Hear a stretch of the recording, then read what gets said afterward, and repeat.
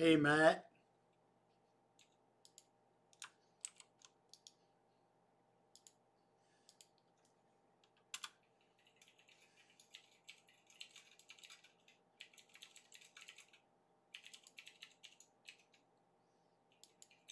Hey, Matt.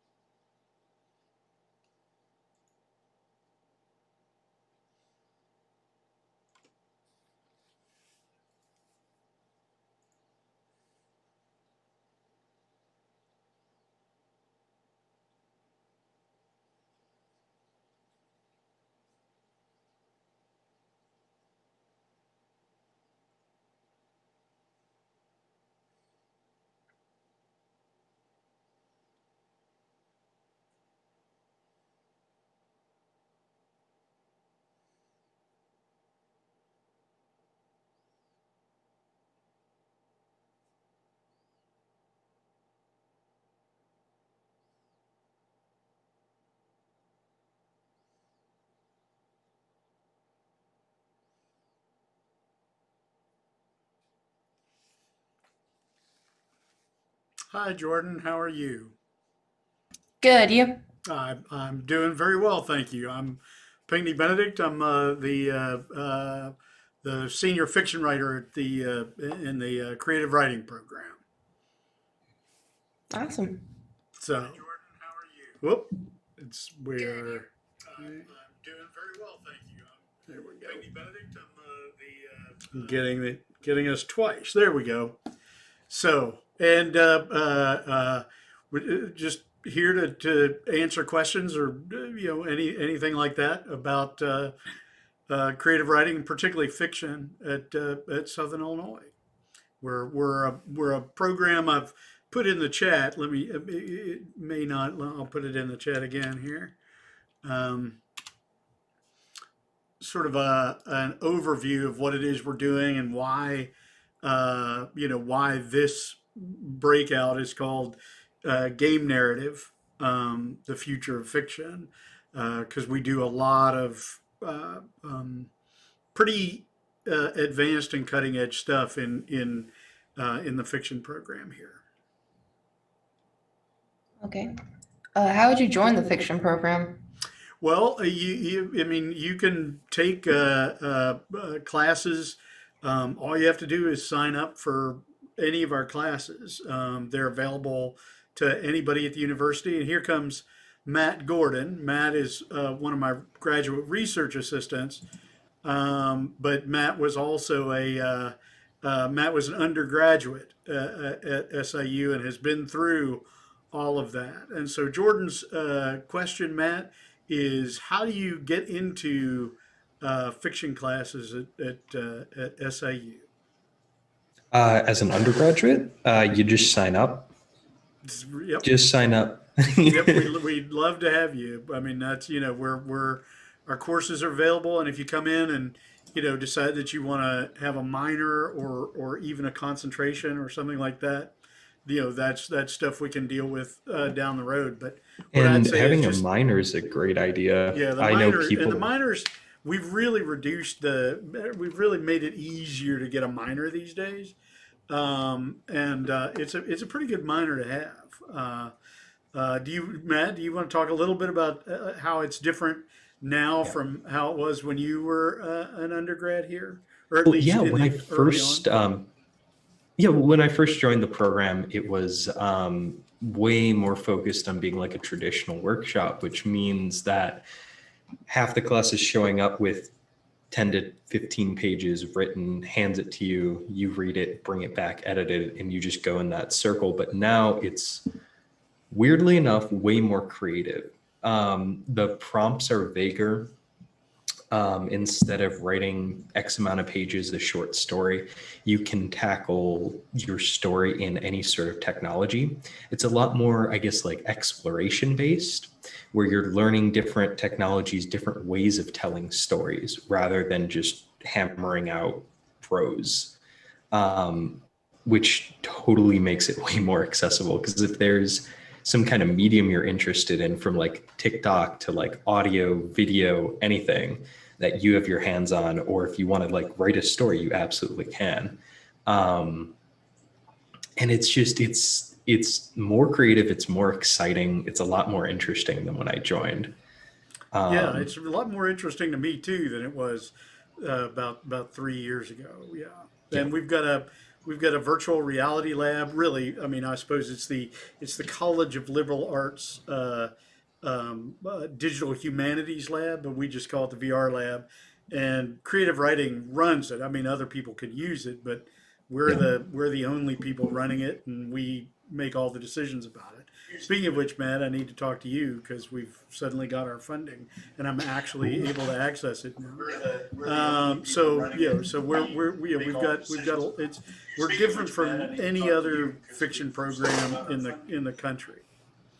Oh, was that the stream coming through? Yeah, I'm getting that echo. Yeah. So yeah, we're different from any other fiction program in the country, at least as far as I'm able to determine. Nobody's Oh, yeah. doing this. Well, We're that's what we're I looked involved at. in the development of a program called Grantica, which is a sort of new kind of word processor that's made just for fiction writers. So we're powerfully we're powerfully into the technology of creation and of storytelling of whatever kind. What sort of stories interest you? Do you think? What do you think you'd like to work on? Um, well, I'm in the communications college and I was Right. wanting to do animation, but I was wanting to kind of go with the director route. And I know if you're going to make anything, you kind of need to have a good story with it. That's smart. Yep. Yeah, well, I mean, and animation is, we don't have an animation studio, but there's lots of animation software, and we have the hardware that can run it. We'd have to learn some things, but what I do these days is, my students tell me the ways they want to make stories, and I try to create a support system for making stories that way, And so right? far, you've So been successful at like every single medium, no matter the cost, which is awesome. yeah, we've done really well. In a time of kind of universal impoverishment, we've got a really great space. It's about the size of a basketball court, or maybe even a little bigger, I guess. And Yep. we've got full on VR rigs. We've got standalone VR headsets. We've got tons and tons of software. We've got two research assistants, and we've got a student who runs the lab. So you can actually go out there anytime you want. My GA is out at the lab. It's out at McClafferty Annex, way on the west side of the campus. And you can, between what he's there 11 to 3 every Monday, Wednesday, and Friday. Yep. And And so, anybody can come by, mhm. just hang out. We've got PS4s hooked up with Dreams, which is an amazing game making software, or animation making Yeah, it's software. really good for animation. It's a whole animation studio on the PlayStation, weirdly Yep. enough. And then we've got our PCs and a laptop, and you can get into VR, check stuff out there. And if there was some sort of software program you were interested in to make stories, any sort of stories, you could let Pinckney know. Yep. No, And worst case, we're really really open to folks from outside the program coming in. We really don't have any barriers because nobody's imposed them on us, and we're not going to impose them on ourselves. So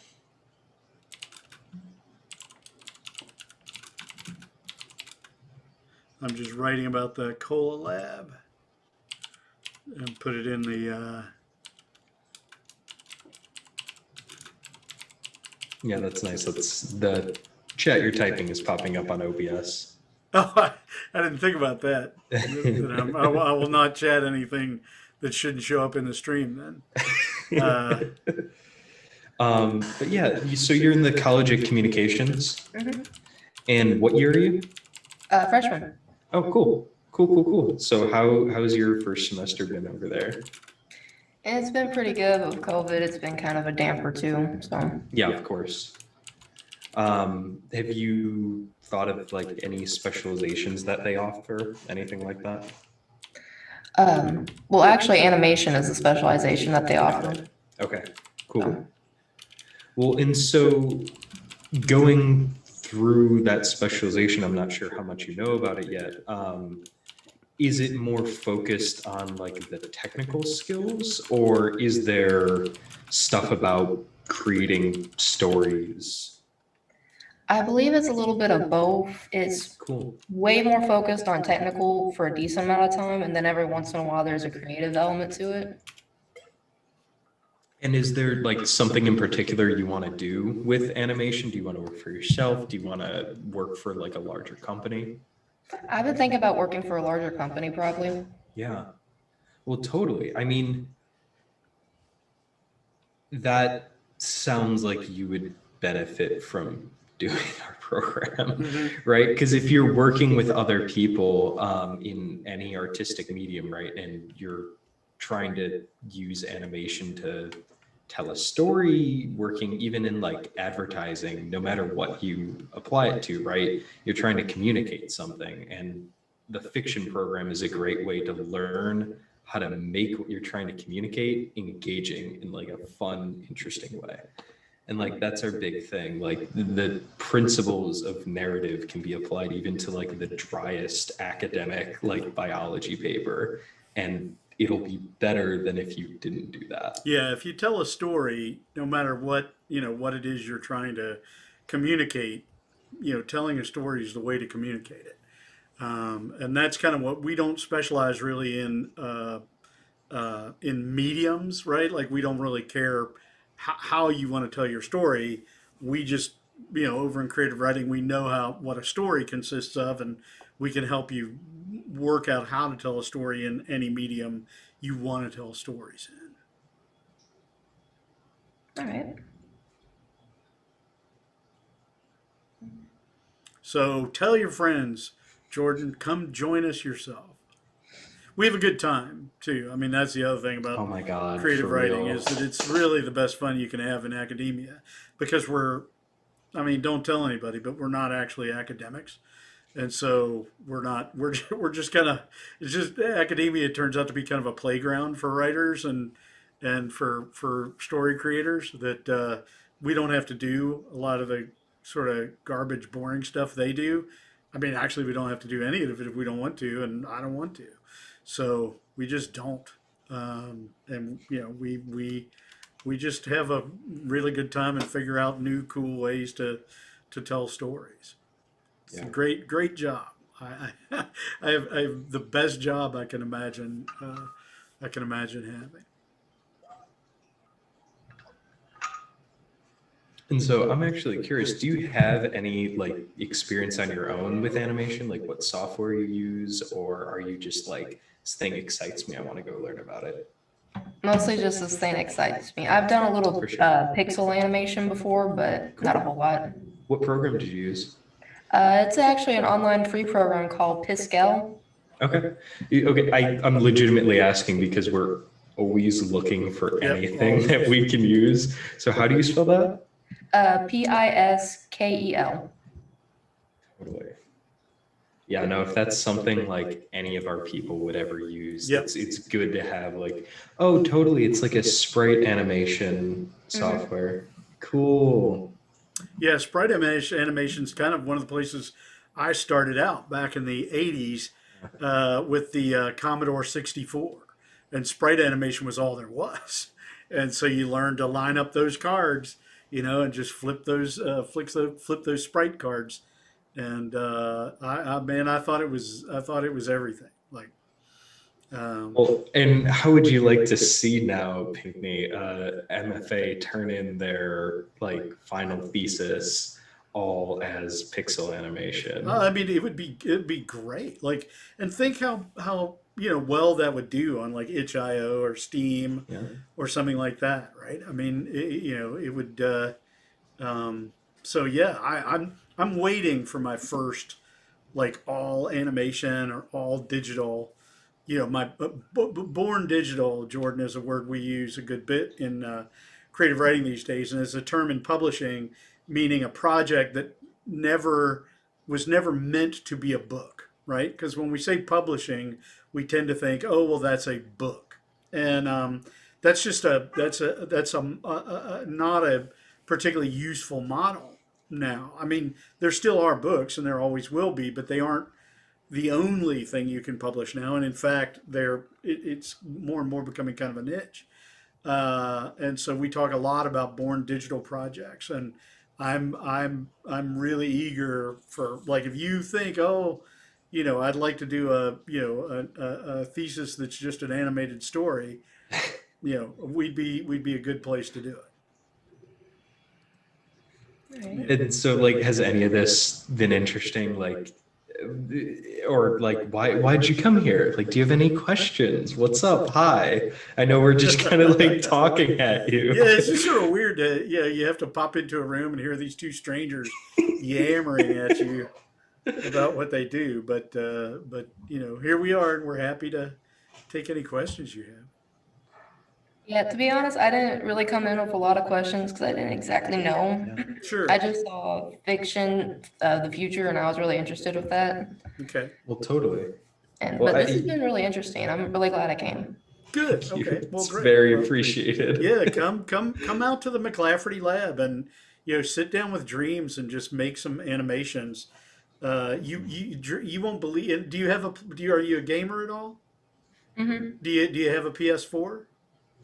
I used to, but stuff happened with it. Okay, yeah. Yeah, Well, totally. if you get a PS4 or you get the PS5, do yourself a favor and buy a copy of Dreams. It's Media Molecule is the company, and the name of the program is Dreams, and it's like $40, and it is a complete animation studio, sound studio, graphic studio, game studio, and the tutorials Yep. are amazing.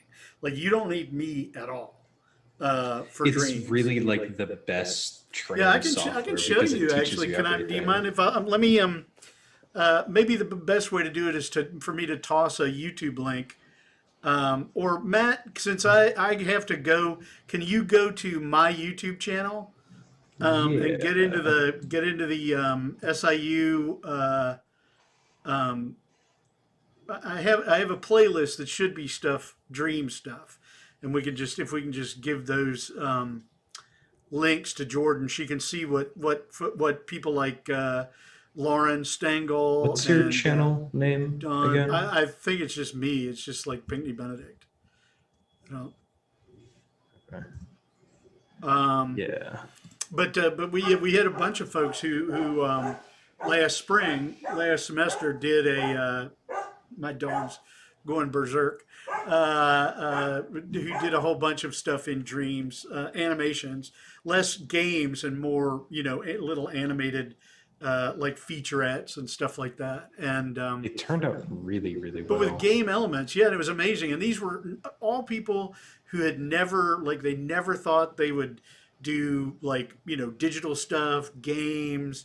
They know they weren't coders, they weren't technical people at all. They just got into it, and Dreams is a really aesthetically pleasing thing to play around with. It's And really do a you good. remember what the videos for the It's dreams? one of my playlists, and it'll be like SIU. I mean, it may be kind of Playlists. mislabeled as like SIU VR or something.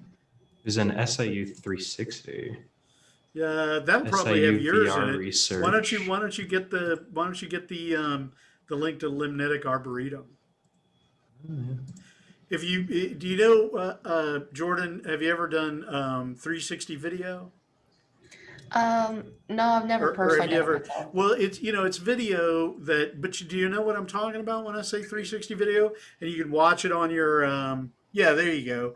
If you grab that link, that's an animation that Matt made called Oh, this is Limnetic. just the playlist. I think mine's in there somewhere. Oh, I'm sorry. Okay, well Yeah, that's yeah. it's a playlist that's on my YouTube. I need to organize my YouTube now that we're Yes, you using it do. more seriously. Well, for a long time it was just where I threw stuff that I made in video that I didn't really even want anybody to see, and but these these are 360s that we've made here, and you can scroll around if you watch them on your PC, your laptop or whatever. You can use your mouse and scroll around and look all around you. And if you're in VR, like with a headset like this one, which is a Rift, I got it. a Rift This S. this second link is the dream stuff. Okay. Oh, okay, great. Yeah. And that'll you can just look at those and it's just people with no experience in dreams or any kind of digital creation. And over the course of a semester, they figured out they wanted to work in dreams. The other thing about dreams is it now has a VR component. So if you ever decided that you wanted to animate in virtual reality, dreams would be a great way to teach yourself how to do that. And we've got PS4s, we've got Dreams, and we have PlayStation VR headsets. So we can accommodate all of that in our lab out at McClafferty. So there you go. That's some homework for you, Jordan. You didn't know you were getting homework when you came over here, but we always have homework. But like I say, the difference is our homework is fun. My Like God, people honestly. want to do our homework. People often use our homework as an excuse not to do their other homework. I know I do. I'll go, well, I could do that, but I don't know. Yeah, yeah, and another piece of software you might look into, Jordan, is I've been using it because I'm a non-technical person, but I really do enjoy animation. Look into the company is called Reallusion, Oh yeah. Realllusion, and look into their Character Creator 3 and iClone 7, and those are animation systems, and you can do all kinds of animation, and you can export them as video, as straight video, as 360 video, as 360 stereo video, which is really cool.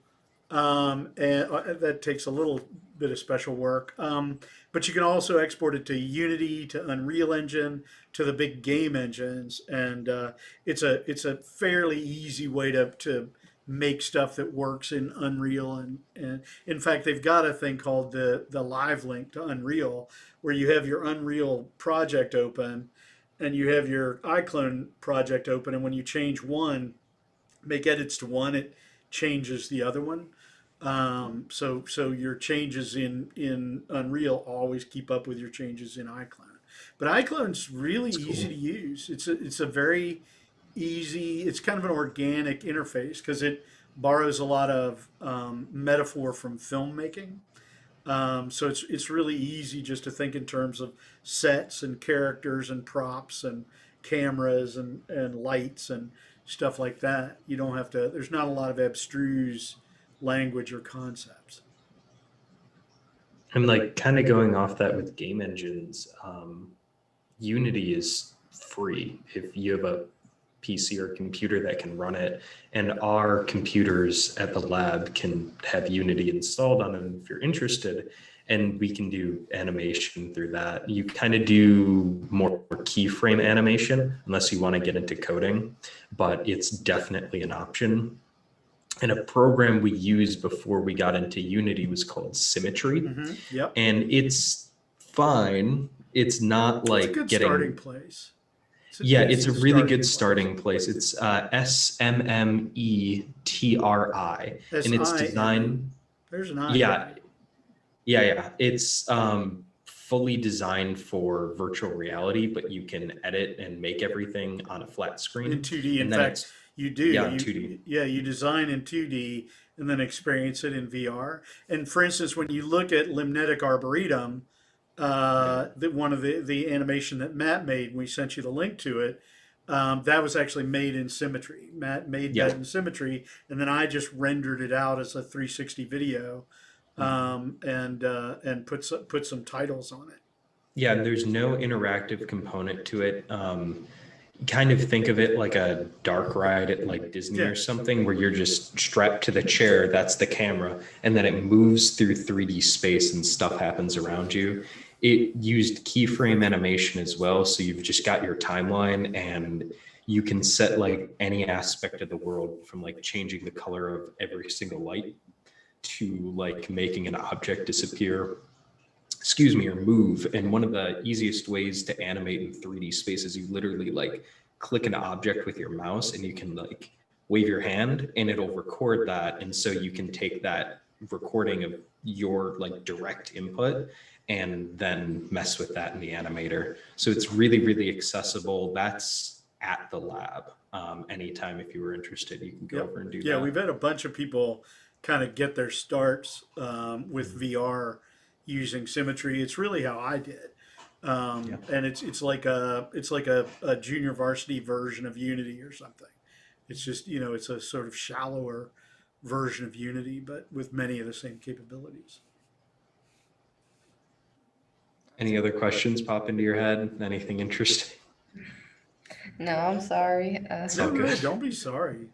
I mean, that's, we're just sitting here kind of, waiting for folks to come through and answer their questions if we can. Yeah, Yes. I usually expect no one to come through on these things because they're very sporadically advertised, and there's so like many different talks going on right now Yeah. that are like this hardcore science, like dealing with that pandemic or like life-changing biology, and we're like, hey, we're fun. Exactly. Yeah. But we are. We really are. Honestly, I stuck around. Yeah, yeah, This yeah. is We my fourth year here because I transferred here with a sophomore equivalency, and then I did my last 3 years of my undergrad here. And then it was really cool watching the program change from like a workshop to like this, what it is now. And I had to be a part of it. And there really is nowhere else in the country who's taking a fiction workshop in the direction we're taking it. It's Gregory Cassid. But now we outnumber the students by 3 to 1. This is Jordan. This is Greg Casson, and Greg is also a graduate student. Greg's in his second year here in the MFA, so he didn't do undergraduate here, but in the way Matt did. But and Greg is doing a lot of audio work now, like podcasting and stuff like that. And you can see how professional he is with his Very. headphones on and his professional microphone with his pop screen and everything like that. So what do you do any podcasting or anything like that, Jordan? No, I haven't. You haven't? Well, we do voice acting, we do lots of stuff. What have you been doing in terms of audio, Gregory Casson? Well, I'm doing a podcast right now for the Sigma Tau Delta chapter on campus. I've been doing a lot of, I like to call them soundscapes. I don't really know what they would be called, which is like non-traditional storytelling through audio. Which, there are very few audio magazines you can submit to. The big one would be the Missouri Review, has a Miller Audio Prize that they've turned into. I forget what the name of the actual They call it magazine is. they call it the Oddcast podcast. Podcast. Yeah, I don't care for that, but Yeah. And actually, Matt's involved with it as well, but a few of the graduate students, with Pinckney's help, we've been creating our own kind of audio magazine that we're gonna look to start publishing. So I'm very, very involved in audio right now. I think I've worked with audio more than I have with like prose while I've been here, no, I which bet isn't you a have. bad thing. Yeah, no, I bet you have. Well, I mean, it's a perfectly legitimate way to publish now. And I listen to more audiobooks than I. Hey, thank you. I listen to more audiobooks than I read novels, you know. And I'll take a chance on an audiobook that I wouldn't take on a novel. You know what I mean? Like I'll start an audiobook and it's easier to just go, this is not for me and put it down than it is a novel. So it's a sort of lower stakes proposition to get into it. Well, and like good acting and good production can raise halfway decent prose and make me sit through a story that I would otherwise put down. Greg or Matt, can one of you all look up since we're piling links on Jordan, can you look up the Blanket Fort Radio Theater link and Oh hit yeah. her with Night of Another Sort? This is a Dude, podcast that this we're is so doing. cool. Yeah, it's a podcast that we're doing in association with SIU Press, which is the university's press, right? And big legitimate press. And my students are producing audiobooks from their backlist. We've gotten books that were published by SAU Press, and we're turning them into audiobooks and fully voiced, acted, music audiobooks. So really pretty different audiobooks from what you'd get on like Audible. And we're putting out an episode every week. We're 20 episodes in of I think about 35 of this first book. We've got 3 others in production. We've got season 2 about to enter production. So we're also a kind of an audiobook powerhouse. Earworm Labs is the name of the audio magazine that we're starting, and I gather there'll be a web page for that in a couple of weeks. Am I correct in what I hear? Couple of weeks, more like a couple days. It's my mission to have it done by our next Monday meeting. Wow, So, outstanding. Do you know what the URL is? no, I need to get into Podbean and set all that up. But yeah, Earworm Labs, it's going to be, you can kind of think of it like a podcast that's going to come out right now. Our goal is once a month, and we'll take it from there, where we just collect audio work, whether it's like fiction or poetry. The more experimental, the better. We'll see how long episodes end up being, how submissions go, but it's going to be a really cool collection of work, and it's a digital audio literary magazine, and that website's going to be up soon. I'll get to that. But you've got the Podbean subscription? Yeah, we have the Okay. Podbean subscription. So that's going to host it and send it out to like every major like podcasting service. So Yeah. So more than you expected to learn when you clicked that go to breakout room. And don't let us make you feel trapped, Jordan. You can abandon us at any moment. we've been in workshop. We had thick skin. I'm used to people saying horrible things about my most gut wrenching. Yeah, I don't want you to. confessions. I don't want you to feel like you have to entertain these 3 weird guys in this breakout room. But we're happy to answer any questions. We'll, whatever, we can show you some stuff. Whatever interests you. For Matt and Gregory, could y'all possibly maybe talk about just some works that you've done and like experience that you've had with working with this program? It's a great question. Yeah, totally. I'll be back in a just As an undergraduate, it was a lot different. There was less pressure, but I think I enjoyed doing graduate work a lot more. As Pinckney said, I'm a research assistant. So that means instead of teaching, I'm being paid to do part-time up to 20 hours of just learn new programs, learn how to tell stories in that program. I sit there and I learn game engines for a job and how it can apply to telling stories. And that's the coolest thing I could ever dream to do.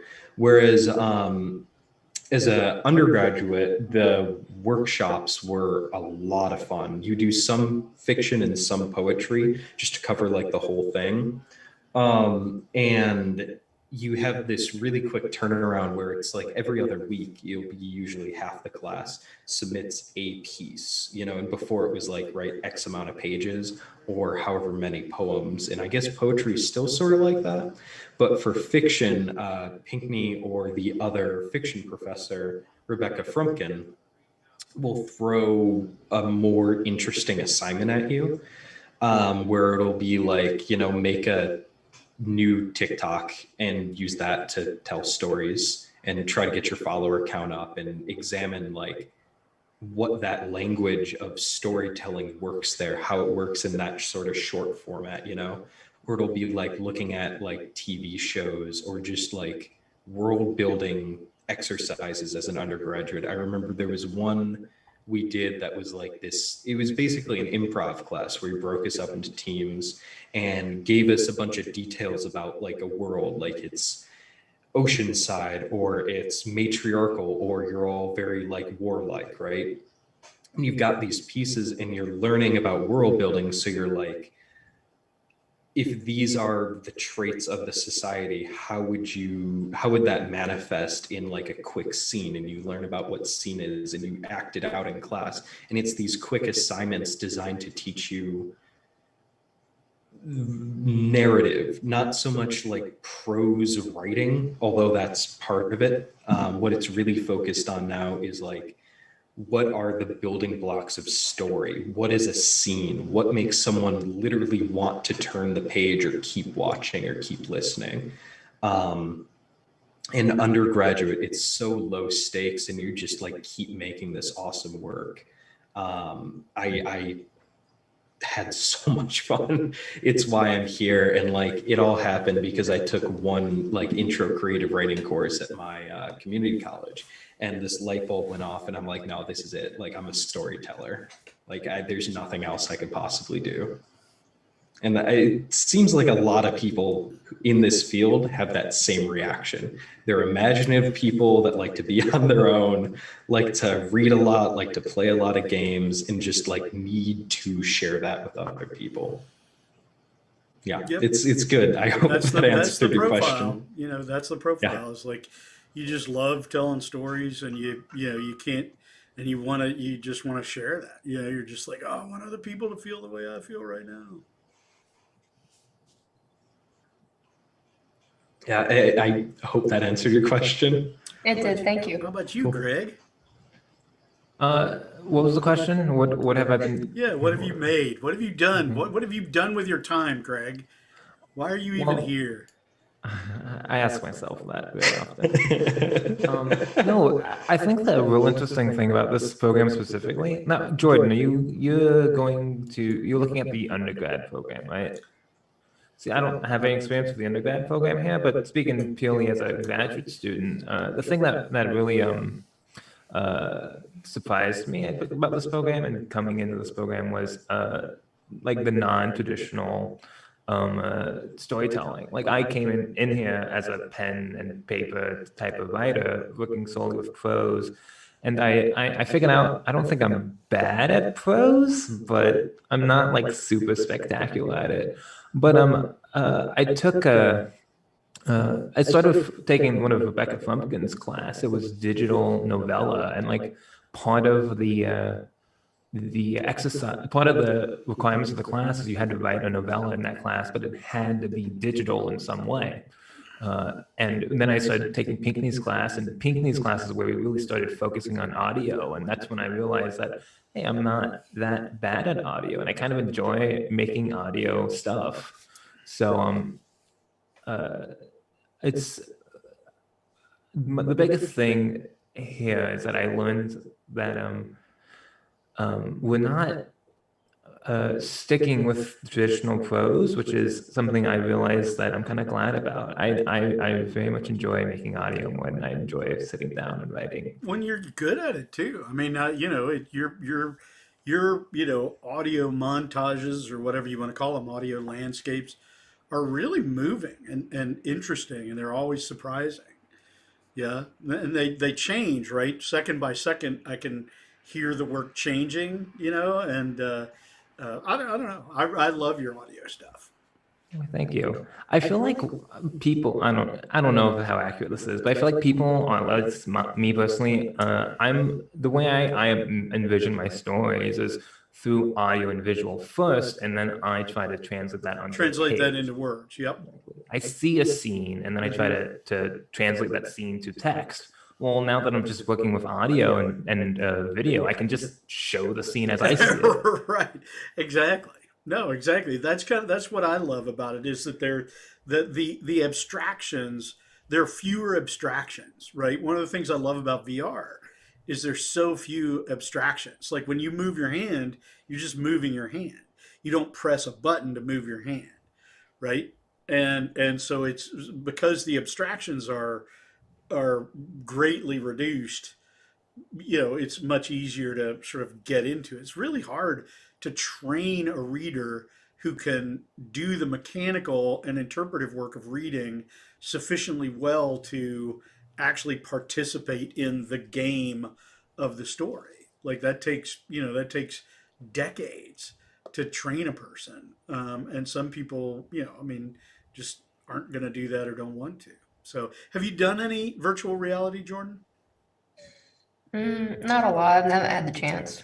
Okay, well, try it out. I mean, it really is mind blowing. I got sent a video by one of my graduate teaching assistants this morning of a guy doing VR in our lab, and it was really funny because he's a great big strong guy, just really pumped up guy and athlete, and just not scared of anything.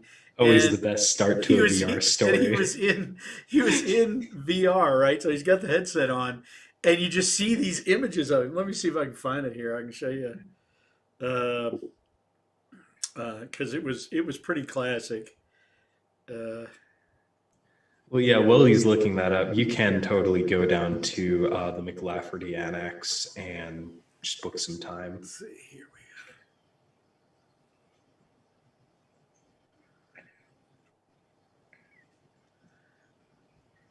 Yeah, you gotta keep going. This is a dead end. Oh my god, go back. Bring it back through. Oh, I gotta get the casting working.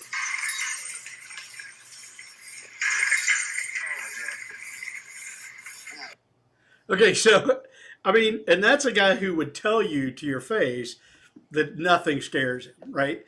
And he is in a like an Egyptian tomb, like a pharaoh's tomb, and he's getting worried because these like spike traps are lowering on him, like something out of Indiana Jones. And watching him, I realized today, and I don't know why this had never occurred to me before, was like watching somebody who had been hypnotized by a stage magician, right? And they go, "You're a chicken," and they act like a chicken, right? And he's acting like he's in a situation that we can clearly see he is not in, right? But for him, because how persuasive VR is, even though he knows he's not in that situation, his body is reacting to the situation that his brain is telling him he is in.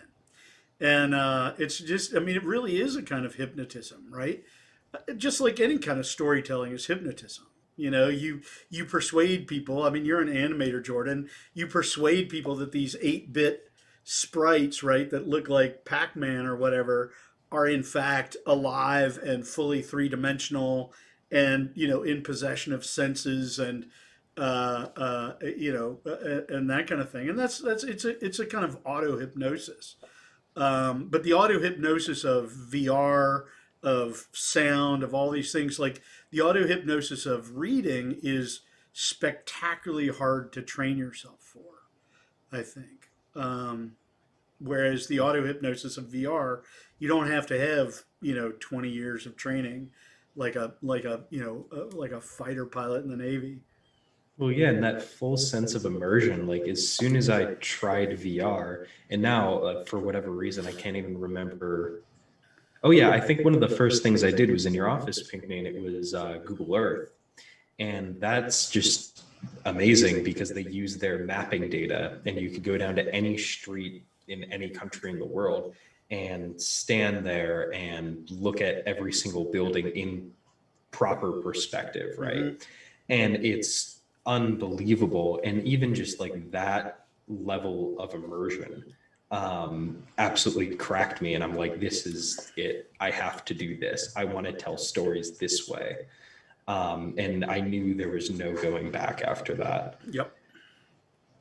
It's amazing. And when that like hijacking of the senses, right, it bypasses all the things you're talking yourself, like this is just a character in a story, or this is just a, movie on a screen, right? If you're watching something that like terrifies you, right? You try to reason yourself out of it. In VR, that's nearly impossible, You can't do it. right? Yeah, you Because the can't. thing is over your shoulder. Like it bypasses all rationale in your brain, and it just gets right into like the bottom of your brain and latches on. And it's so cool. It It's really so is. amazing. I mean, to see people who know that they're standing on a 1 inch high board, right, in a room full of their friends, right, they're in no danger, but to them, it looks and feels as though they're standing on a board that's projecting out over an 80-story drop, and they can't step off of it. You know what I mean? And they're you can see their balance going, and you're just standing there telling them like you're in no danger.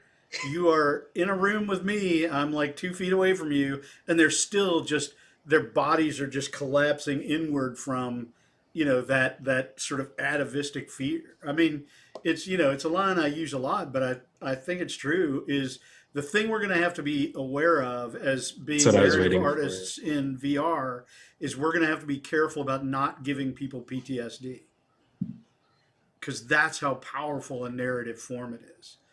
That the narratives for it now are stupid. Like, and it's so much running room for us, right? Like, I mean, the great thing about VR is like so many great novels exist, so many great short stories exist. If you're an animator, like, Pixar is already out there, right? And you can go work for Pixar, but like in VR, there's no Pixar. There's nobody who's making profound art, if we want to call what Pixar does profound art, which I think it is. Some of it is anyway. Um, but right, like there's no. I can't think of anybody who's like dominating. When you think VR, there's no like corporation you think of. There's no No. group of people. There's no studio. You're an It's all animator. individual people Yeah, it's like Studio releasing. Ghibli is already out there in front of you, and like what are you gonna do? Are you gonna make something as great as My Neighbor Totoro?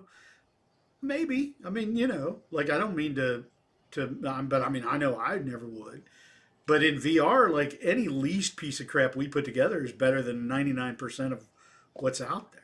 Like it's kind of neat to be in a medium where there's just no history of great art. And I that's mean, really freeing, like in class, to just keep going, keep experimenting, keep doing right. new things. Because, like, whatever I make, I could release and 1,000 people are going to look at it.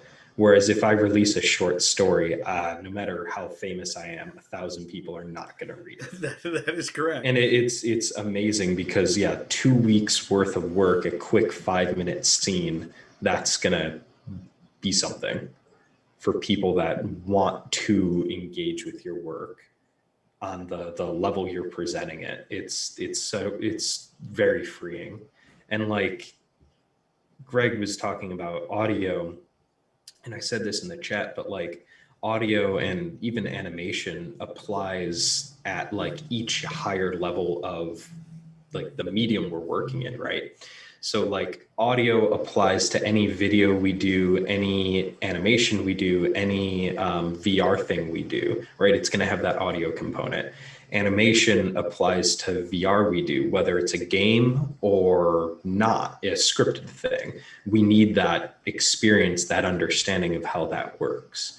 And it like each of these skills applies up the chain. And that's why this is like such a fun program to be a part of, right? Because it's not just one thing. You're a multimedia creator focused on narrative. Mm-hmm. And that, like, I try to explain that to people, right? I try to explain to them, yeah, I'm a fiction MFA, but I work in this and this and this and that. And they just like don't get it because there's no simple answer for what we do. We make narrative driven art, and it's like the coolest thing ever. It's so much fun. It is. It's a blast. I mean, and that's just because I'm a part of the fiction faculty, right? I'm not part of the literature faculty. I'm not, and so if you can make an argument for what you're doing is fiction, I'll give you room in the academic program to do it. Right? If somebody came to me with something completely different that I'd never heard of before, but they can pitch it as narrative, I'll find a way to sort of open the program up. And that's one of the beauties of being, a senior member of faculty is I can do that. Like I can actually go like, yeah, that's you can do that for your thesis, and I can. Or like starting an audio magazine, Right. I or can just go working in like, VR. hey, let's start an audio magazine. All it takes is me saying, let's do it, and finding the money. And neither of those is all that hard, as it turns out. I thought it was. I mean, me saying yes, I didn't know I could say yes until fairly recently, but now I've just learned that nobody will say no to me. I don't know what I would have to do for people to say no to me, but certainly not, hey, let's start an audio magazine. And as long as I'll fund it, and after I've funded it for a year, the department's going to be so happy to fund it. The department will be so scared of it's going away, you won't believe it, because it's going to be so popular. It's going to be by far the most popular SIU publication.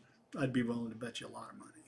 And I'll be able to advertise it on the radio show, right? Every time we do every time we do a Blanket Fort Radio Theater thing, we'll do ads for it. We'll push it on social media, and it'll take off. We'll get more submissions in the first probably 6 months for one issue than I bet other magazines produced in a similar way get at the university have subscribers, Yep. like their total subscriber base. Well, and just the distribution of going out on podcast networks, like anybody in any circle, not just literary academics, will get a hold of it, Right. just because they're interested in stories that they can listen to. And that's awesome. But you were talking about like just getting into other forms of technology. At least I'm trying to get into augmented reality. Mm-hmm. And I wonder, is that going good? Yeah, I've got to try not to overwhelm them, Mhm. but I've put in my application for a P card, and so because I can't, otherwise what I have to do is have them like bill the department, and then the department bills the foundation. But as soon as I get a P card, we're gonna get like I'm thinking like 2 5-player versions of Tilt 5. Yep. And I'll throw a link in the chat. But yeah, it's called Tilt 5 Tabletop AR. They're former developers from Valve who worked on this. And if you're a gamer, you probably Project. know Valve, right? Like Half-Life. Half-Life and Left 4 Dead and God, Portal. Left 4 Dead was such a good game. Well, you saw there's a new I- Left 4 Dead 2 update that came out like a couple weeks really? ago. Oh, how yeah. weird. Yeah. I wish it were in VR, man. I would play the hell out of Left 4 Dead Yeah. in VR. I'm sure there's a mod out there somewhere. There has to be a mod, right? Because it's on the Source engine, right? Yes, it is. And you can mod the Source engine for VR. See, yeah. like we just like talking about games, Jordan. If you like games, come hang out with us. And yeah, so the Tilt 5, you get these like table pieces that almost look like, they call them boards. They're like this hard rubber or silicone. And these glasses that are powered by either Android or Windows. And they are like turning this flat square board into a portal. So you can literally pick up the board and tilt it up towards you and see through it, no matter what angle it's at. So you could line up boards, put them at angles, and just see into the distance. It's unbelievable. And every single unit is a developer's kit with Unity. So all this work the research assistants are putting into to learning Unity and making games, we can now apply to augmented reality. And I'm blanking on the D&D system. It's like computer-assisted D&D that like tracks all your stuff and gives you maps and stuff. There's like a couple different ones out there, but This one is partnered with the Tilt 5. So you can drop in models for creatures, you can build your maps, And you can run animated an creatures, entire right? Like, animated yeah, I mean, creatures. like your hobgoblins or whatever, Mhm. like You can it's also make your own custom don't laugh at models, me, throw in your Cassie. custom animations, and have your own creatures, your own homebrew game in there, and run your game, which, right, narrative focus, totally out of Tilt 5 like that. And you could play with people that are on a desktop and play in AR. Mhm. It's like, Well, that's I want to do. it's I want so to do. cool. I'm doing a narrative, big narrative. Right now, it's a VR project, or it's actually like 180. It's actually 180 stereoscopic video, which is hard to explain. It's sort of like a. It's like a movie that it's almost like a 3D movie, but much more intense than that.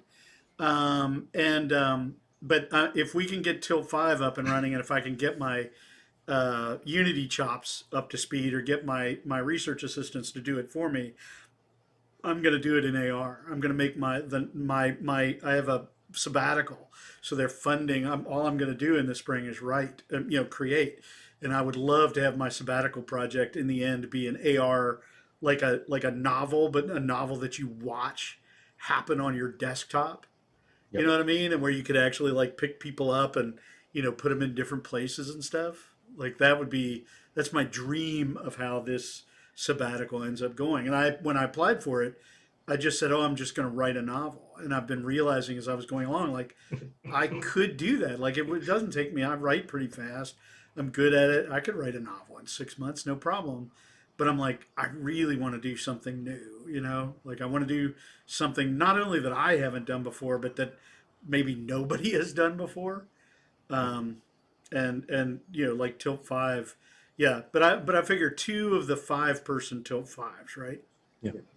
Yeah, that's totally good. As long as it comes with enough like game board pieces, then technically we could have two groups of people in different locations to But work playing with the it. same game. Yeah, or That's cool. individual. We'll just I have mean, to just see how it imagine. So works. imagine that, Jordan, right? And this is when we leave creative writing very far behind sometimes, but we really do in this program. We like to picture like what's the future of all this, right? Because clearly literature, right, like conventional literature, I mean there will always be conventional literature, but there's not an infinite number of writers, right? I mean, and if you want to be employed in this job of telling stories, you got to not just be able to tell the kinds of stories people are telling right now, but you have to kind of anticipate what kind of stories people are going to be telling in 5 years, 10 years, 20 years.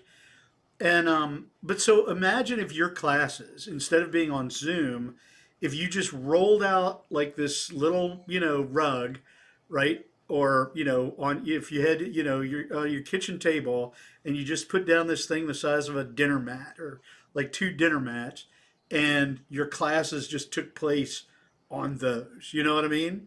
And you're kind of looking into this world, and everybody's looking into your world, and when you move something on that board, or put an object on that board, it appears on everybody else's board, right? So you can hand things from person to person. I mean, I just the possibilities of this beyond just gaming, right? But for teaching, and teaching's a narrative, right? I mean, whenever I teach, I'm telling a story about the thing I'm trying to get across, right? I don't give a whole lot of information in my classes. Is that fair, Greg Casson? Yes. Yeah, I don't do a lot of like information and here's the way to do it. I try to tell a story about telling stories, and then see if I can get other people excited about that story. And and so um, it's I just love that kind of meta thing where you're like, okay, this thing that we're doing now, like, and I want to figure out Zoom narrative. You know what I mean? Like I'm like, how do we do this? Like, how do we, if we were to tell a story, the four of us were to like say, okay, we're going to improv a story. What would it look like? And we haven't even touched on AI yet. And that's Oh my my God. new freak out is artificial intelligence. Do you know much about AI, Jordan? or have A you? little bit, not a lot, but a little Yeah. bit. Well, It's okay. As of yeah. two I mean, weeks ago, none of us none of knew us had ever anything. heard Yeah. anything about it. So, well, so shall we give Jordan the link that will destroy her life? Oh my God. The link from If which she you will. are a human being with an ounce of imagination and not enough friends in your life, dude, this is like the black hole that you don't want to We fall have all into. fallen like head over heels. I've done very little else in my spare time. Have you ever heard of a thing called AI Dungeon? No. Okay, well, look for AI Dungeon, and it's they advertise it as like a never-ending D&D game, like fantasy generator, and it does that perfectly well. But what it actually is like a writing collaborator. It's like having your weird genius insane cousin throw you writing prompts as you're making a story up, and it's fascinating. Like it takes you in these weird directions. I was writing a story on it last night, and it decided that the story was taken. Somehow figured out I'm an Appalachian because it set the story in the Smokies, which is no, I'm not exactly from the Smokies. I'm from the somewhat north of that, but it kind of got my region of the country right. It set it in this tiny little one horse town called Pickleville. And I love that. That it, and I'm like, Pickleville? And I would never have named a town in a story of mine Pickleville, but I'm like, I love Pickleville. I may set all my stories in the future in Pickleville. Well, So yeah, what yeah. I'm sorry, go you're ahead. not explaining super well is like the interface. You set a scenario and like a couple lines of like opening text, and the AI is just designed to understand English, written English, right? Yeah, it's And so natural it language, right? understands, yeah, and it understands character and setting. And so you put in some world information. You can put in like a character name or pick a fantasy setting or a real setting or a sci-fi setting, right? And you give it a couple lines of setup, maybe like a paragraph or two, and then you do there's lines for do, say, or story. So you either say what happens next in summary, or your character does an action, right? And you write however long that is, whatever detail, and then the AI will spit back a certain number of lines. It's usually only a couple of the next part of the story. And you can go and you can edit them, you can re-roll it if you don't like it. And then you just go back and forth with the AI writing your story. And it's like engaging with a pre-written text adventure, but like Pinckney said, the other person you're interacting with is completely insane Yeah, yeah. and somehow But I mean, perfectly really like understands. crafty and remembers like things you had forgotten. And You weird can stuff write like it. comes up. Like Yeah. I was doing another story after the story that ended up in Pickleville with it, and it named one of my characters like something, but his last name was Pickles. And so like now pickle is just showing up in all my somehow it's like gotten its brain, it's got like snagged on the idea of pickles. And so now pickles is showing up as a name, it's a town, it's and it's really a strange experience, but kind of thrilling. And you can do literally anything you want. If it's like, a troll confronts you and you're like, I fired on the troll, it'll just play like that was just a perfectly reasonable thing to do. It'll move right ahead with whatever you tell it to do. And But then your story that you've been playing for 3 hours, right? That first troll that you fought, that you encounter, he might come back as a named character later that survived and is right. like And hunting you down. he'll remember and he'll come back and fart on you. I mean, it's really Yeah. weird.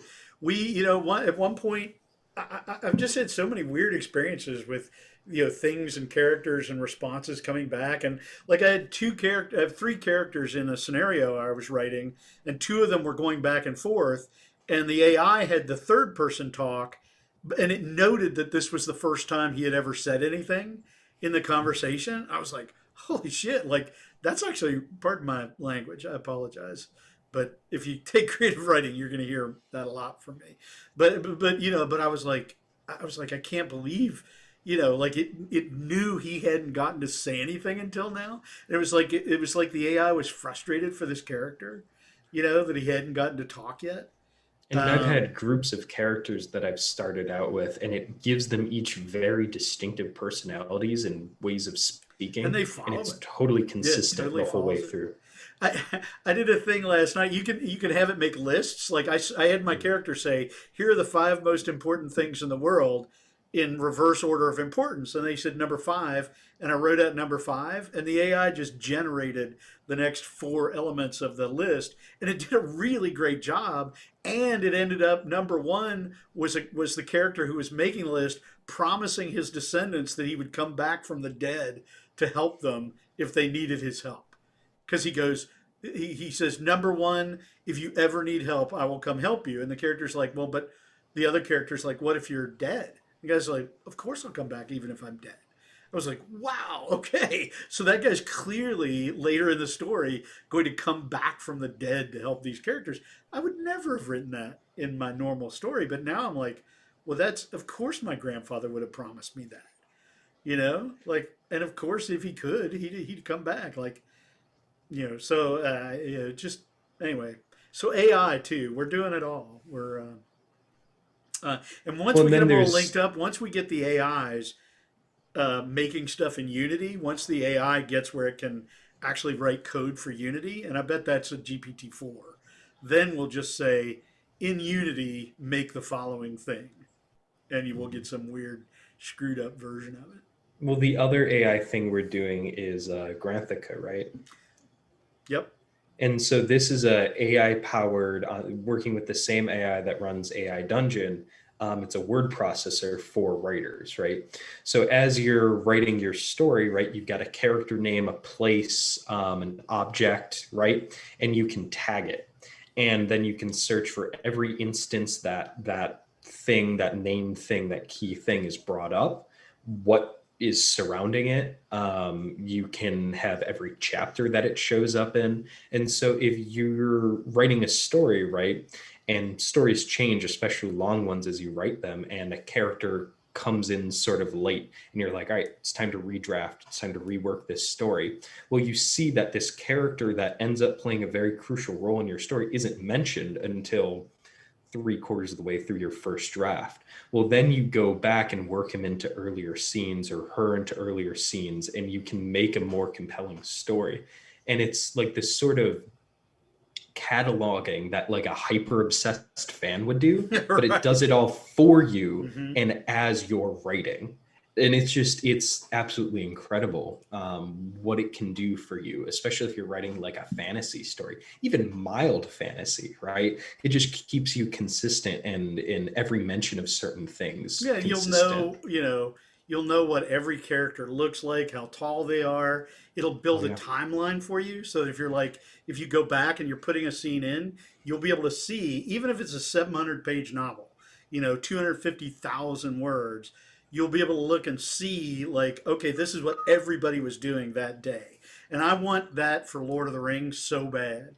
Like, wouldn't it be fun to do Lord of the Rings fanfic that was just like tucked in so that like your character would see Aragorn and the Fellowship like go by, Well, and yeah, you and if you have all that written out, it would be so exactly, easy. yeah, and you'd know exactly what they were wearing, what they looked like, what the time of day was, what the foliage was looking like, what the area around you, and you could just pop out these little vignettes about all these creatures who were these creatures who were present at these great moments of the history of Middle Earth, or whatever you're fan of. Like, you could do the same thing with Harry Potter, you know, and it just make fanfic would just be a blast. And I can't. There must be, and if there's not, why don't we start it, gents? Is there a subreddit for AI Dungeon? There must be, but maybe we could. Who knows how But active let's it start like a is. subreddit of like AI fiction, right? Where it's just stuff we create with AI Dungeon, and but like sort of straight fiction. You know what I mean? Or not? Not second person stuff necessarily.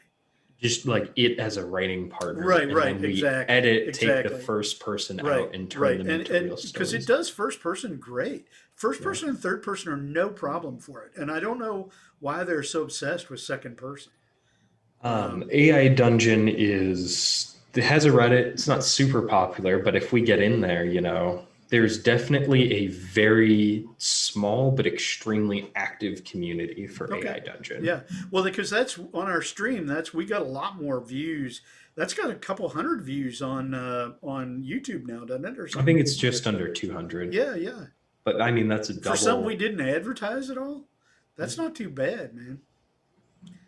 So, Yeah, yeah, yeah. anyway, Jordan, we This is what we do. We get on This random is- yeah, tangents exactly. and get excited. We all and- just get on. We all just get on Zoom together and talk about our, our ideas for what like. Well, one thing we did last Friday was we put on a virtual reality haunted house in the student center. We were in the esports arena at the north end of the student center, and all the stuff we did in VR was stuff that was made by. We had Limnetic Arboretum, which Matt created. We had videos created by our MFA students, and I'd love to do the same kind of thing for undergraduates. But we just try to think of like what would be what's a place we could get a bunch of people together and they would voluntarily like listen to our stories and watch our videos and play our games, and then we just try to make those occasions. And that's really all the VR lab is. The VR lab is basically like a theme park, right? Like you go in there and you go, I want to fly an airplane, or I want to drive a race car, or I want to go play with Alice in Wonderland, right? And we just try to we try to make that happen. But then you have those experiences, and as writers, I'm thinking about how I can constantly improve And then the it. moment, yeah, exactly. The moment you experience it, you're like, okay, this has to, like, I now have to pass this on. Mhm. Yep. Yeah, no, everything, every like second or third person interactive medium is objectively better when you yourself are physically doing it in VR. Like it just is like, I don't want to watch a character I don't know or am being introduced to do something, right? When I would rather be put in that scenario, right? You always think in a horror movie, oh, I wouldn't do that or I would do that. Well, with like Well, what we're doing, we fit- are interesting, creative people, hopefully, that can craft those scenarios and then physically, well, digitally, right, put you, the participant, in that In them. scenario and watch you panic. Yeah. Have you ever heard of the Jordan? Have you ever heard of the game Phasmophobia? Mm-mm. Okay, well, it's a co-op game for up to four people, and you can play it either just on your PC flat screen, or you can play it in VR. And we did a 4-player game of Phasmophobia, and all it is you're a ghost hunter, and you and your ghost hunting team have to go into these haunted houses and like track down the ghost, figure out what kind of ghost it is. I don't think we've ever done that. I didn't even know there were different kinds of ghosts. Not successfully. Yeah, you have to take pictures of it. You have to like track it with an EMF tracker, like just all the any ghost hunting show you've ever seen. You have to do all that stuff, except the ghosts are real, and they can kill you. And Except they're yeah, so, real. so we did that last week on a stream, and that was a pretty popular stream, wasn't it? That did pretty well. It was good. Better than our third episode of Disco Elysium, which definitely trailed off. Oh, really? Did people lost interest in disco, or in Yeah. our version of disco? We just got a question from the Twitch chat. Does the cost of entry for VR limit the audience too much? Or I'd even rephrase that. Does the cost of entry for VR limit the audience like too much now? Like what should happen?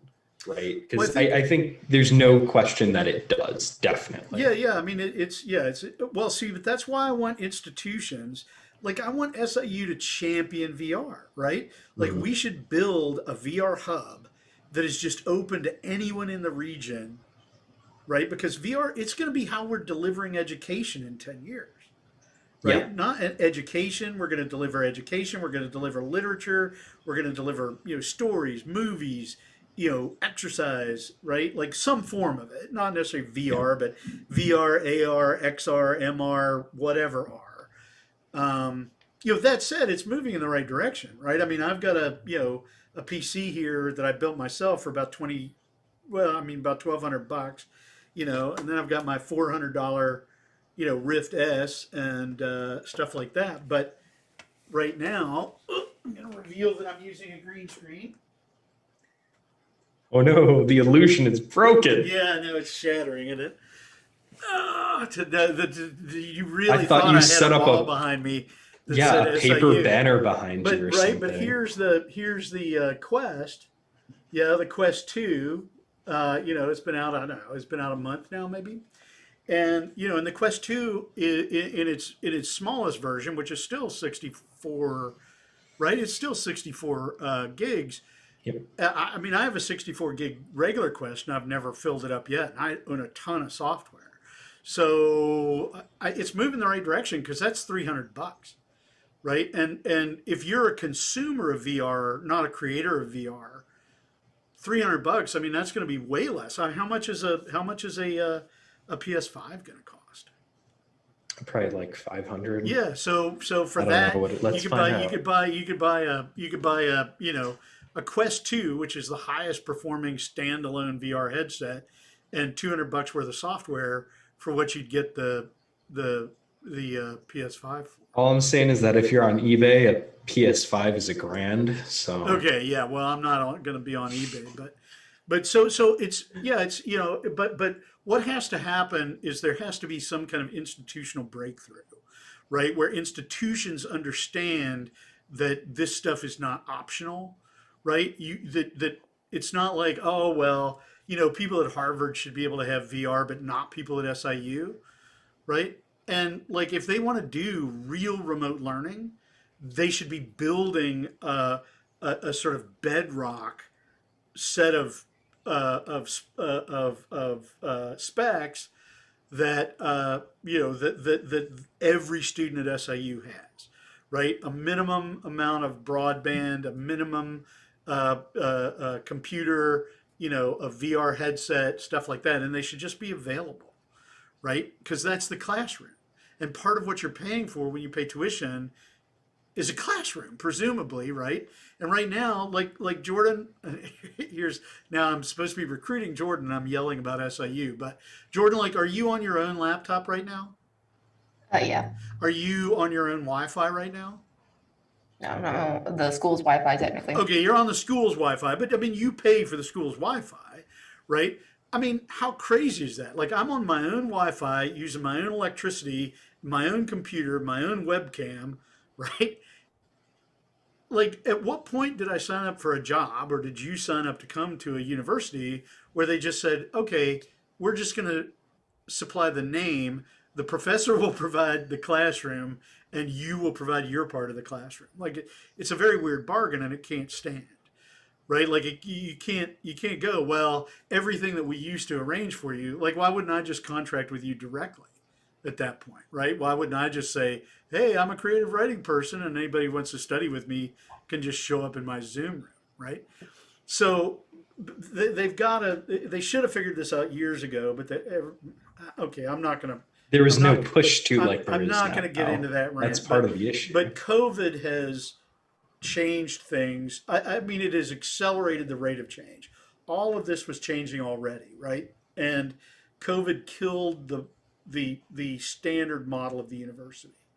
And a lot of folks at universities just haven't figured that out yet.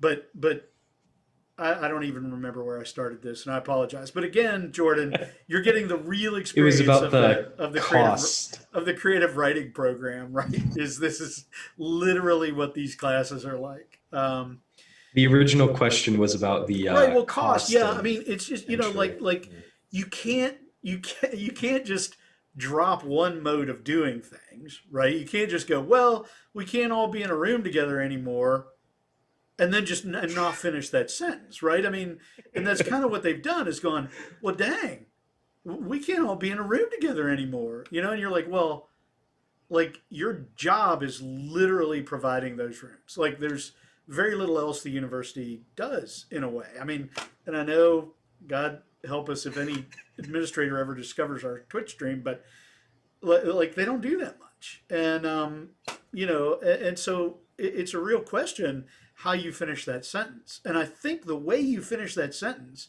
is not by saying get your own Zoom pass, right? Which is literally what they said because they forgot to buy Zoom passes for the faculty.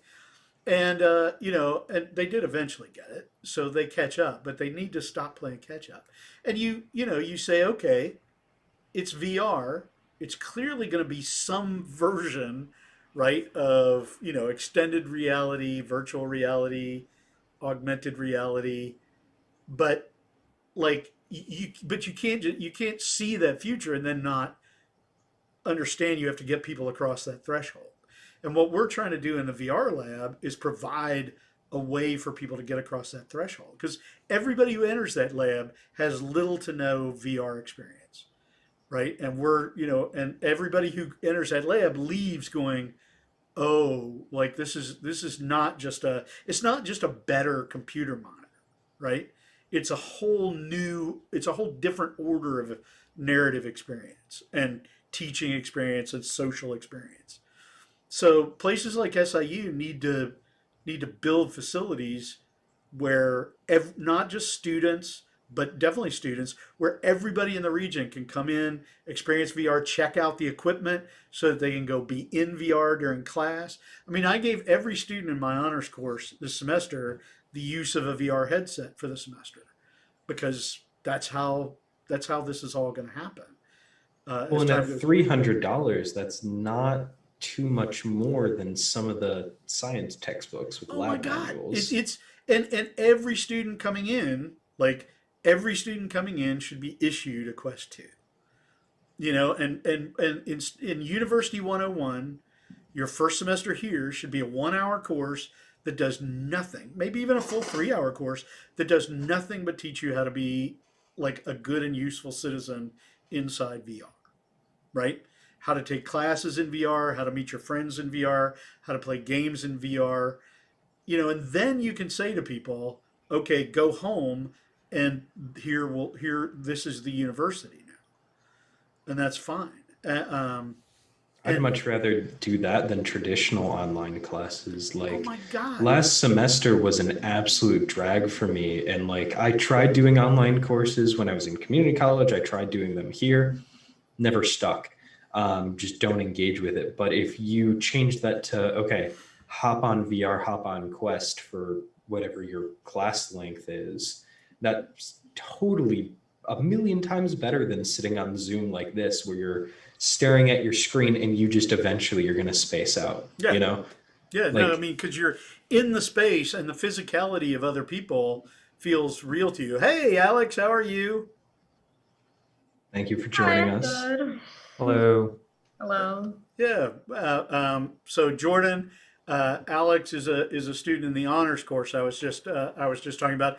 Have you had much chance to play with the Go headset, Alex? I've been enjoying it, yeah. Good. Yeah. Okay. Great. Good. I like to think that's an upgrade to the class. But what year are you, Alex? I'm a sophomore. Okay, you're a sophomore. Good. Yes. Still time. You going to take creative writing classes with us? I'm hoping so, but I'm also taking it's weird to say, but it's like in radio television department, I'm taking game design, so I'm, Yeah. I'm eventually gonna get like game narrative classes too, so it's gonna be interesting. Well, but take I our game did. narrative classes. See, I got to tell Yeah. you, let them teach you the hardware. We'll teach you the story part. I did one of the game narrative courses as an undergrad here. It was a really, really good time, but I was like constantly thinking as a creative writer, primarily, I'm like, I just want to move at a pace that this class can't keep up with. And it was very useful to like learn about the game production end. But if you really want to be creative and like actually make things at a really rapid pace and be encouraged and like thanked that you're experimenting, you got Yeah. to stick with creative writing. Well, I mean, there's nothing. There's so much nothing. to like in a minor. That's the thing. Well, yeah, come get a minor in creative writing. There's nothing. I mean, Can't hurt you. and there's no reason that we're separate. Like it's a foolish partition that has us in a different part of the university from RTD, and so we're actively creating partnerships with RTD now. So I promise you, by next fall, it will be easier for you to cross those streams. Um, so yeah, come over to the dark side. It's because I've been writing like for normal like novel-based stuff. For example, I'm participating in NaNoWriMo this year, Yeah, good for you. so that'd be definitely interesting. Yeah, well, I mean that's it's my wife is a thriller novelist. She's published 8 novels so far, I think, and bunch of volumes of short stories and anthologies and that kind of thing. NaNoWriMo was I remember her in the early part of her career when she was doing NaNoWriMo. Rimo, I don't know how it's said, but NaNoWriMo, yeah. I've just only ever seen it written, I guess. But um, yeah. So Jordan, you're in the same part of the world as Alex is. Yeah, over in animation. Yep. And what's the name? What is the new school going to be? I know their name. It's going to be like the School of Media or something like that. It's getting renamed, right? But I don't remember what the name is. We're going to become the School of English and Digital Humanities, the School of English and Digital Humanities, I think. I know comms is getting a new building. Yeah, they're Is getting it a new going along with building, that? but I think they're also it's going to be like the College of it's like College of Digital Media or something. Gotcha. Yeah, I forget. We just got a question from the chat that I think Pinckney and Alex, if you've got experience with your Go, you might have a cool input on that. The VR can be really uncomfortable for a lot of people. Yeah, On the eyes, the nose, and it's not great for physical accessibility. Which reminds me, right? I have glasses. I was talking to my eye doctor one year about what we do, and he was talking about people that have all sorts of very minor issues with their eyes can't do VR. And so the question is like, what can VR do to go beyond that barrier of physical uncomfortability for a lot of it's a people? really good question. Yep. And like, Well, so I what's know, your like experience I've had with it? experiences Yeah. that have been rough. Alex, since I think you'd be the newest here to VR.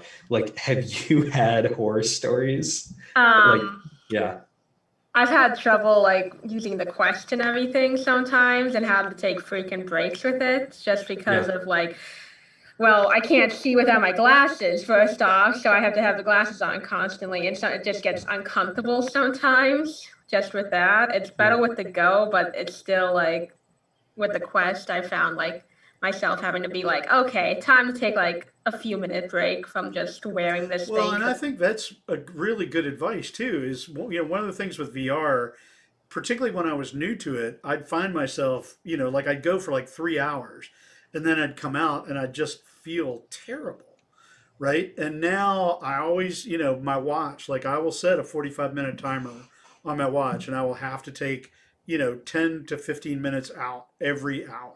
And I know that's hard. Like if you're playing, Half-Life Alex, and you're, Yeah, we just got a comment back in the chat that totally breaks the immersion. No, that it's we really hard. hype No, it. That's what I I found. agree. Like it's And like I enjoy Half-Life Alex, but I can't stay in there for like long periods of time. Yeah, Which is no, like it's a I want to shame. enjoy the story as it's going, and it's like I have to put it down to But stop and the like. way I look at it is like I'm the Marie Curie of VR, and I'm just going to poison myself with the plutonium so that future generations can have good, clean nuclear power and X-rays.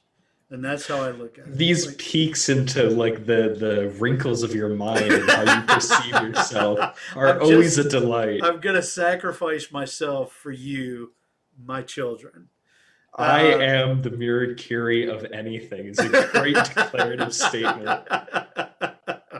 Yeah, but I mean, it's early days yet. Like what you watch, like we know for a fact that Apple is working on VR, even though they say they aren't, because they just acquired a VR company that made the app Spaces, right? Which is a teaching environment that allows you to be in VR on. And I was almost going to come to this from within Spaces, right? And when Apple is not going to come out with some piece of crap that bites your nose off and gives you a headache, right? If there's someone that's gonna finally kick Right, off is the going form to and find the good comfortability. trade-off between Yeah. immersion and lightness, and theirs will probably just plug into your iPhone 15 or whatever, right? And you'll have lidar beams coming out of your eyes, I'm very excited about LiDAR recently. I don't have a LiDAR device, but I feel that I have to get one because it sounds so awesome. But Is that some like a lie detector that no, like no, LiDAR is like it's like a light beam that it can do really good 3D scanning, and like a okay, lot of Tesla doesn't use them, but most of the self-driving autonomous car startups are using LiDAR to like map out the area ahead of the gotcha, car and stuff like that. gotcha. But like the new iPad Pro has LiDAR, and so you can do great scans with it and like room measurements and stuff like And that. you could do probably photogrammetry with that That's what pretty I mean. Yeah. It's well. like I'd Yeah, like to get an iPad Pro just for photogrammetry, right? that's crazy. Yeah. Well, because photogrammetry is going to be a very big deal. But like yeah, so Apple's going to come out, but this is it's so weird actually that the Quest and Quest 2 are actually consumer products, because we got VR as a consumer product in a way like almost like before it was ready to go. You know, I mean, my first VR headset was a DK2, an Oculus DK2 development kit, and I wasn't a developer, but I told Oculus I was a developer because that's all you had to do to get them to sell you a developer kit of their VR headset, right? And so it was, I'm tethered to my computer. I can only be 3 feet away. It's all seated. There's one camera in front of me. We've come a long way since that, right? And the headset was really heavy and bulky. Like to me, the Oculus Quest 2, it feels like, I'm on a great cloud made of feathers and angel kisses. But I can imagine if it's the first VR thing you put on, it feels clunky and weird and that kind of thing. Now, in terms of visual acuity and stuff, it seems to me, right? Like I mean, because my first Quest or my first Rift, I mean, or CV DK2 couldn't even take my glasses. Like I had to always be fighting and stuff like that. So they obviously haven't taken this into consideration. My guess, though, is that new iterations are going to have to, right? Like an Apple, Apple will charge you $150 to sell you a pair of lenses that clip into the thing and just do, like if you've got astigmatism or whatever you have, my guess is their technology's unguessed at yet that are already in play, because VR, even though it's not big in the consumer space yet, it's still a very niche product in the consumer space. Everybody in tech knows that this is how they're going to train their workforce. It's how they're going to communicate in the future, and it's going to need to be easy. It's going to need to be ergonomically comfortable. It's going to need to be affordable, although that's not Apple's thing. And it's going to need to accommodate lots and lots of different people, right? So they'll make the lenses that are required. I feel confident, but it's just we're so early yet, right? I mean, this is what we've got now is like the 35 millimeter camera in film, yeah, and we need to get to the point where we're at the red digital, right? And it's super high quality and it's 60 frames per second and it's 8K. That's a long way off yet. We're still lugging around like a big 35 millimeter film camera. But they still make great films with those, right? It's not like filmmaking got better because of the digital equipment. It just got like cheaper and easier in some ways and higher resolution. But we can still do great things with these early iterations. And now is an important time to start learning where that barrier for entry is so Exactly. low, and Right. knowing that technology will be there soon. And the Precisely. iterations are really something that makes me optimistic. And the fact that Apple hasn't released a product yet also makes me very optimistic, because I know these great developments are hitting year after year, right? When the first Quest came out less than a year before the Quest 2, right? It was a huge jump in what you could do with quality and power and accessibility. And then the Quest 2 comes out less than a year later, and the level of hardware upgrades we got absolutely outstep a yearly iteration. It's really, really exciting right Well, and the now. And Quest being 2 is able a to get really good in, piece of kit. The Quest 2 is honestly, yeah. amazing. Like, And and so what's the Quest 3 going to be like? And we're still not at a like but as Matt says, that's the reason to get into it. That's the reason for a creative writing program like SIU's creative writing program to be into VR.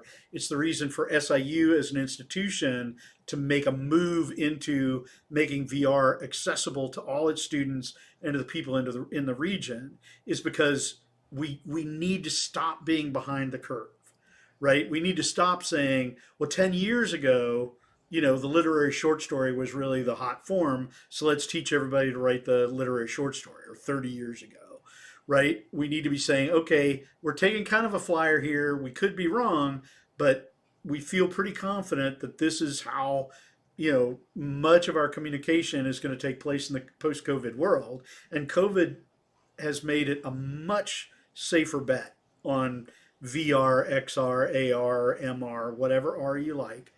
That's a much safer bet than it was a year ago, and we need to be moving into that space in a very aggressive way.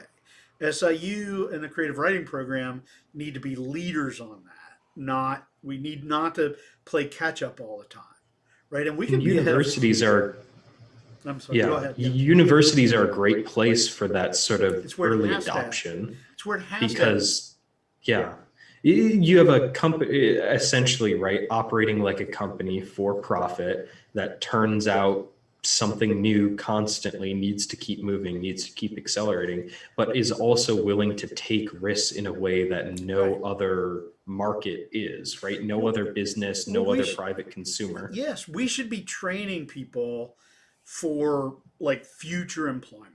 You know what I mean? Like we should be, and we should be willing to take a risk. And if we're wrong, and we should take responsibility for that, right? But I don't think we're wrong, and we have to make a move. Like we cannot.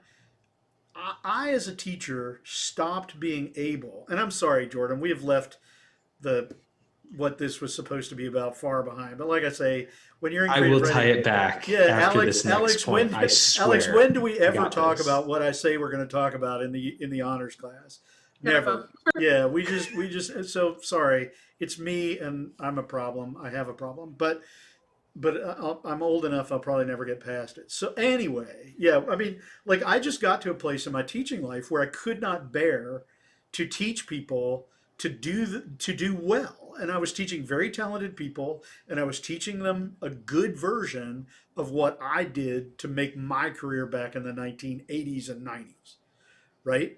But it just got weird for me because I was like, why am I teaching them, these like I say, a very high skilled version of what I did, and what I learned to do at a very high level in an industry that's dwindling and that was small to begin with, right?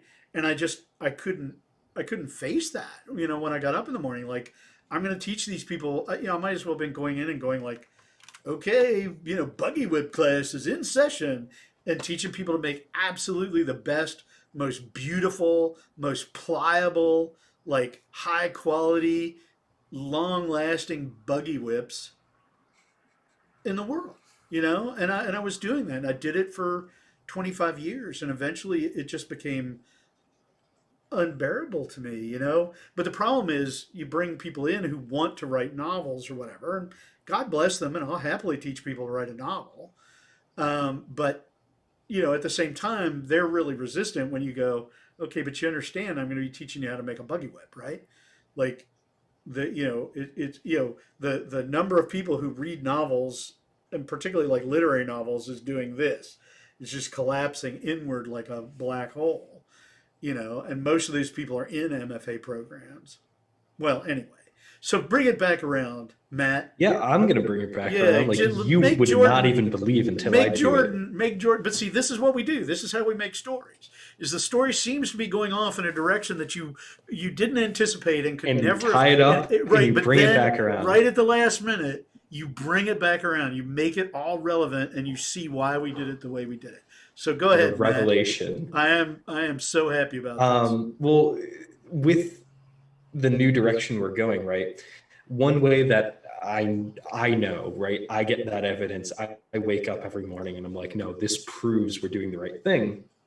Is that all these other departments are so much engaging with the technology we're using. Archaeology, health services, the Yep. flight No, that's school right. just spent $1 million, $1 million on a new VR flight simulator. And that's even like 5 to 7 years out of date at this point, right? That they're just adopting this. And so we're seeing the writing on the wall, and we are saying, how can narrative make all of these other applications of this new technology better, right? How can narrative help with the health services people that need to train nurses, right? And so instead of And that's setting literally a people up, project we're involved in right now. Is how yeah, do we exactly. create VR scenarios to train nurses? I want to get into training doctors, surgeons, firefighters, cops, like Yep. anybody who needs And training, there's construction language workers, learning software in VR already out there. It's on the go. I forget what it's called. And Mondly. it's a fine program, but the scenarios they designed are We terrible, could beat right? the crud There's, out of it oh my in God, an right? And afternoon. right, the scenario is you're on a train and you need to get your ticket punched, and you do it in all these different languages, and it uses speech recognition with the microphone and just audio, and then you're sitting in one position going through this story, learning the language. Well, if you write a more interesting story with more interesting characters, right, you're not only right reading and speaking a story in another language, you are living it as if you're in that other country. And Right. that's the theory between picking up the language quicker. So if you blend all of that together, you not only don't need a plane ticket to another country to learn the language as effective as if you were living there, right? You're also getting an awesome story in a language that would otherwise bar you from getting to experience that story. And so we can take that sort of like excitement that storytelling and that heightening of storytelling can bring to all these different things and apply it to whatever. And that's kind of the motivation behind learning all these other media, right? That if one of our storytellers is insanely good in audio, like a lot of them are, like Greg is, right? They can go into any sort of thing working audio design. They can work for shows, they can work for the movie industry, and they can bring their storytelling expertise from a department that's a part of that production that might otherwise be too focused on making an explosion sound good, to Right. think about, is this the best way we can make this explosion sound, right, to help the narrative. Right, And that's so valuable. not the explosion, or for instance, Jordan, since you're into animation, right? Like, and that's going to probably lead you into like CGI and stuff. Yeah, not like what's the coolest monster I could make in CGI that will then show up in this movie, but like how do I make that monster part of the expression of the narrative of the movie, right? How is the monster I'm going to create in CG, how is it the objective correlative, to use a poetry term, how is it the objective correlative of all of the antagonistic, all the properties of the antagonist in the story, right? And all the feedback I get from creative people that are in industries is that, no matter what aspect of a creative project you walk in on, if you're able to communicate with more than one department, more than one perspective, you are the most valuable You're person valuable. in that That's department. exactly right. And you're going places. And we want to create, right? The people we're trying to train are people who can communicate. Uh, oh yeah, sure, of course, Alex, come and go as you like. And Jordan, you too. You've been really patient. But so we want to create artists who can bridge that gap between the tech people who are, sitting there creating the coolest monster, that they ever had a nightmare when they were 14, and the people who are writing the script, and the people who are, creating, like the Mandalorian now is created on what amounts to an augmented reality set. The Lion King was all shot in VR. The new version of the Lion King, like somebody who can encompass all of that and communicate with all of those people, right? That's going to be the most valuable person in that production. And we're finding it makes us valuable at the university. Like the fact that this theory works is proved by the fact that every day I hear from other units of the university not associated with the arts. In fact, the people who seem to want to have the least to do with us are the arts. But I hear from people at One Innovation Place over at the SIU Research Park. We hear from people at the College of Applied Sciences, right? The nursing program, the epidemiology program. We hear from people all over campus, archaeology, and so on and so forth. And they're fascinated by what we do. And they weren't calling me up when we were training short story writers, right? Like I talked to some folks at a company called um, Immersive. Thinking of dimensional innovation. Dimensional innovation. Thank you. Yeah. Phew, wow. Dimensional innovation. They're so cool. Yeah, I need to follow that up. I haven't really pursued them, but Please. it's this really cool company that just produces like experiences. And that's kind of all like when you go to their website and you can look them up, Dimensional Innovations, and they're just like we create experiences, and they do. They just like at a museum or whatever. And so somebody heard about what we were doing, and kind of put one of their people in touch with me, and I had a meeting with a few of their folks, and they were just like, "Yep, what you're doing, these are the valuable people, right? Like these people who can do both of these things, who are both technically adept and good humanists and good storytellers." And there's a very clear line of the storytelling with what like they do. They, like you said, they do experiences. They do like fan installations for NFL teams and NBA teams and MLB teams, right? They build bridges. They do experiences about space travel and for different companies. And there are these installations with like interactive components, almost like you would see in like a children's museum, right?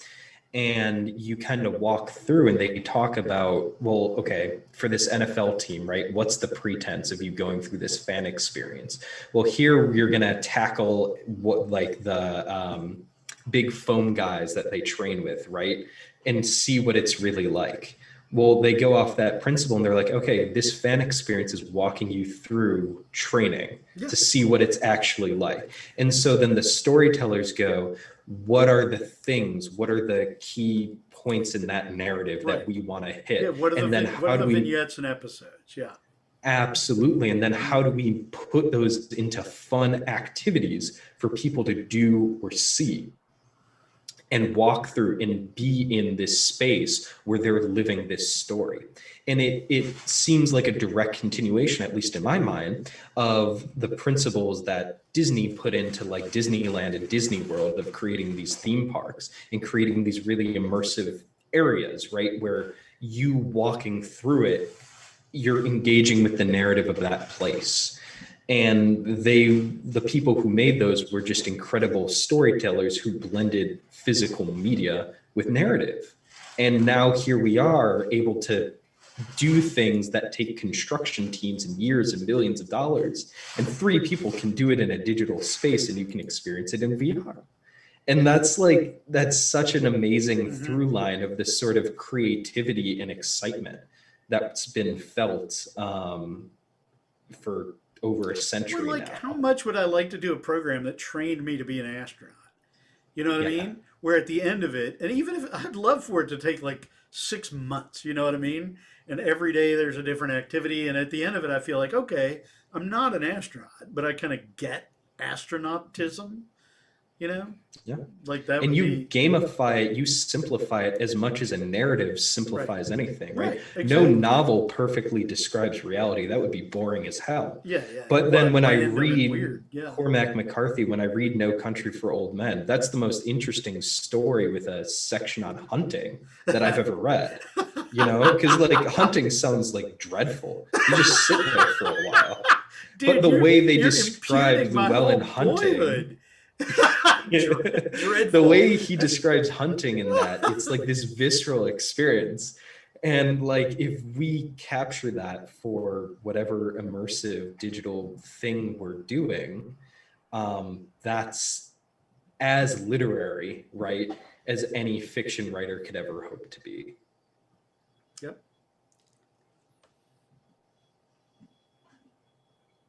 No, well done, Matt. I have to say you really brought that back around, my Thank friend. You're going to get good teaching recommendations from me because that was really kind of magnificent, actually. I am moved uh, by that, and it was also true. Like that's the great thing. Like you didn't just bring it around in kind of a BS way. Like you actually, you told the truth and made a good story out of it, and that can be pretty And hard a to do. very good teacher. Yeah, yeah, yeah. Well, we'll get you hooked up with the Dimensional Innovations people. Very much looking forward Well, to it. that's you're kind of the person I thought of when I was dealing with them. Hey, I mean, clip this part of our stream and send it to them. That's a good. That's actually not a That'll bad- be my application. Yeah. I mean, it could be that and a limnetic arboretum. Oh Okay, no, breakout rooms will are close. closing. Okay. Well, I guess so this is the Jordan, end. bless your heart. You've been so gracious and so patient with us, and I really appreciate you coming by. And Alex, it was really nice to see you. Of course, yeah. Yeah, and you didn't come in face rig this time. I feel like I haven't seen you in ages because you're always. It's in the morning. I don't like being shown in the morning. Well, if I were wise, yeah, my students are encouraged to come to class as avatars. By the way, that's your. You told me we could come as avatars. I'm gonna use the No. avatar. I believe me. I'm not. I'm just happy to see you. You know, We I'm have just seeing about you, but you are. 15 seconds It's to counting wrap down. up here. Okay, So I finish just us want up, to Matt. say, Take us out. we're Neophyte Studios. You can find us at Neophyte Studios on Twitch and YouTube. We stream every week with Pinckney, myself, and our other research assistant.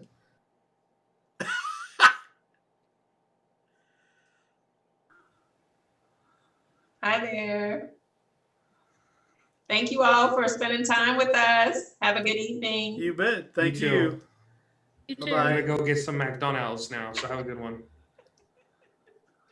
Take care.